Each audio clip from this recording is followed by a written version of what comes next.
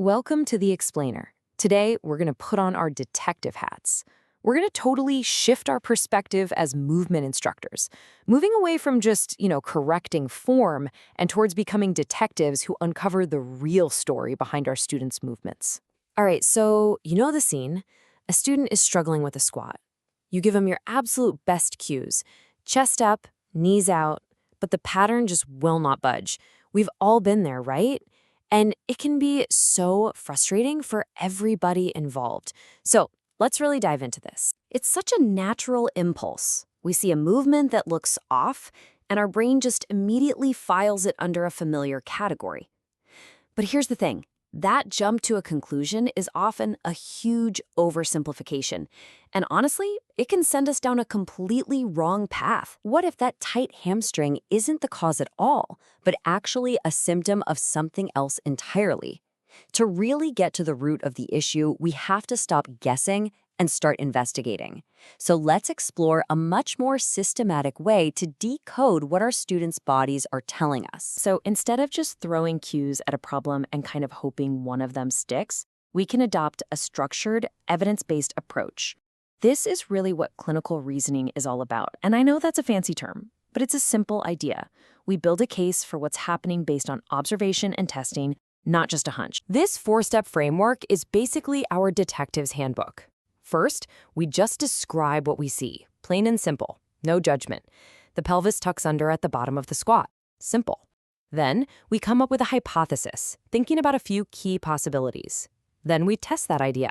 And finally, we adapt what we're doing based on actual evidence. And in pretty much any movement investigation, we have four primary suspects.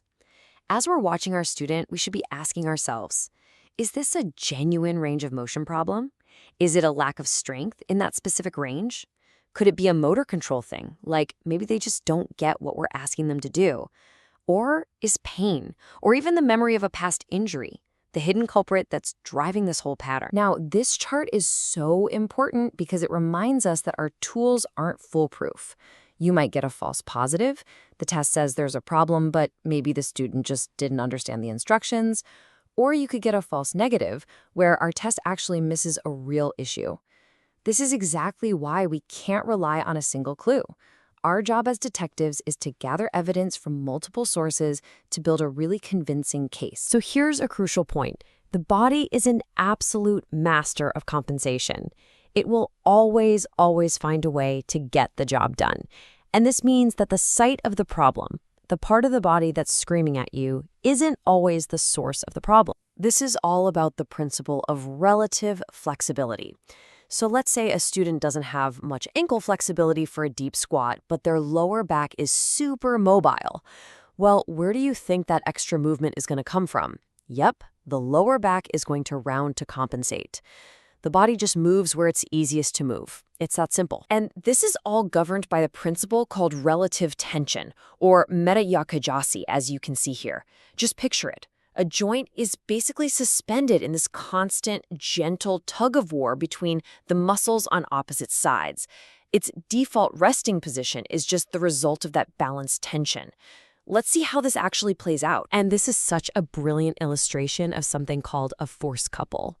An anterior pelvic tilt isn't just tight hip flexors. No way. It's a team effort.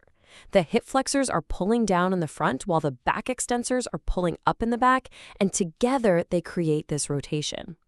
Same thing is true for a posterior tilt, just with the abs and hamstrings working as a team. So how do we actually use this stuff? Through differential diagnosis. Let's say we want to know if a lack of knee bend is coming from the knee joint itself or maybe from a tight rectus femoris muscle. We just test it in two different positions. Lying on their back, the hip is flexed, so that muscle is slack. But then you flip them over onto their stomach, and now the hip is extended, putting the muscle on stretch. If you see a huge difference in range between those two tests, bingo. Our prime suspect is the rectus femoris. This whole detective approach also changes how we think about building resilience in a joint. Take the knee, for instance. It's way more than just a simple hinge.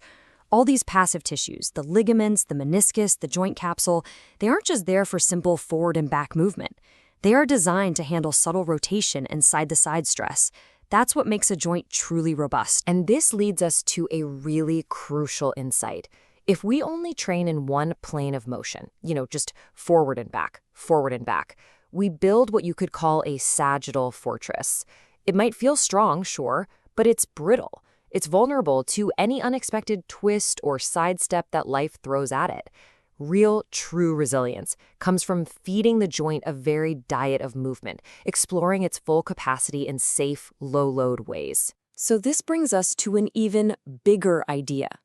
To be a true movement detective, we can't just look at the mechanics. We have to consider the whole person.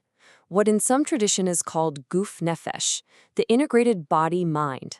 We can think of a person as having 3 centers of intelligence that all influence how they move. There's the head, our cognitive and motor control center. There's the body, our physical hub of strength and flexibility. And then there's the heart, our emotional center, which holds things like fear, anxiety, and all those past experiences with pain. And our role as instructors, it's to navigate these centers. Some of our students really need to learn how to listen to their body's signals more. But others, who might be caught in a cycle of fear, they need our help to reframe those sensations of effort, not as damage, but as a sign that they're actually getting stronger. It's a really delicate balance. So what does this all mean for us? It really requires a fundamental shift in our role. We are not fixers.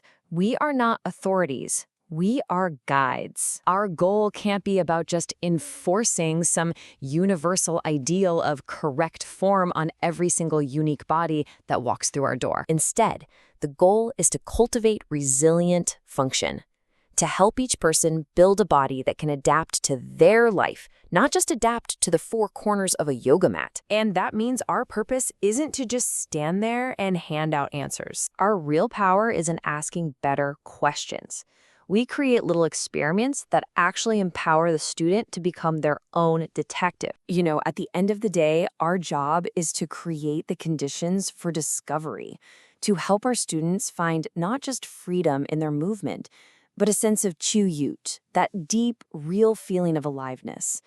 We are not the keepers of their movement. We are simply guides on their journey to owning it for themselves. And so the question we're left with is this. How will you empower your very next student to become the expert of their own body? Thanks for joining The Explainer.